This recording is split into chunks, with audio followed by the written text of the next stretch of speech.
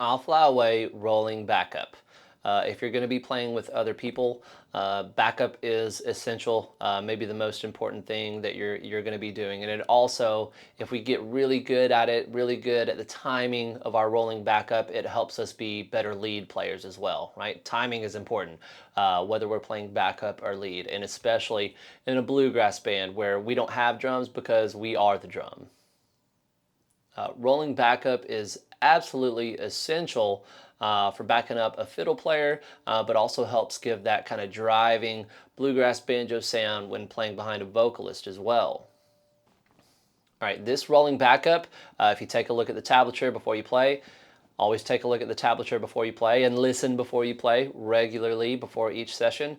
You'll notice that we're just doing a thumb note and then a forward roll, right? So it's not a complete forward roll pattern. Usually that's going to be like thumb, middle, and then thumb, index, middle, thumb, index, middle. All right, so we're leaving out that second note of a typical forward roll pattern, but this really helps us establish a nice downbeat before each roll and at the start of each measure. And we're just using this pattern kind of throughout, right? So once you have that basic pattern, we're just adding in a little bit of fret hand stuff, and we're going to have some great rolling backup going. Again, focus on timing, steadiness, evenness of the roll. Play along with the Tunefox player at a speed you can handle. After you get this down, don't jump on to the next thing. Make sure we can play the whole thing a bunch of times. We want to build endurance for when we're playing at a jam. And not only endurance of like physically being able to play for a while, but being able to keep steady time for a while, right? That's maybe more important. It's just as important. It's important. All right, I'm going to play through it to give you an example of how it sounds. 1 E and a 2 E and a 3 E and a 4 E and a 1 E and a 2 E and a 3 and a 4 E and a 1 and a 2 E and a 3 and a 4 E and a 1 and a 2 E and a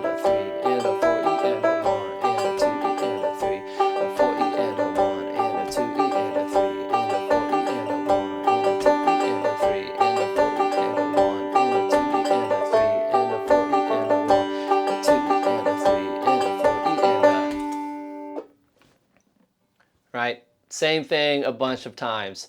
Really, if you just practice measure 1 that has the G, and then the measure with the C chord and the measure with the kind of quick G and quick D in there, you're going to be set to play this whole thing.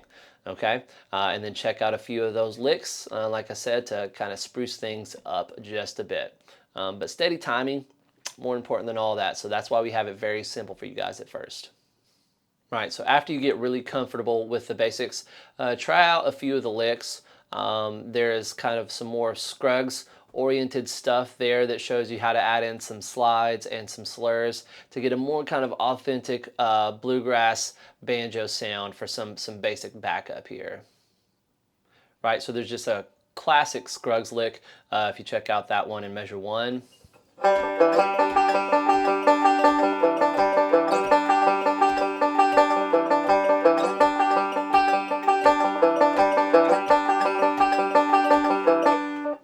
Right, and when we're learning these things, we want to practice them a bunch of times until they're easy before incorporating it into the actual arrangement. Don't just check out this one though, check out some other licks as well. See which ones you like, you know, listen before you play. So it serves you twofold. It helps you know how it's supposed to sound, and you can kind of like learn what your personal taste is by trying a few of these out. All right, dive in, have fun, and we'll see you in the next one.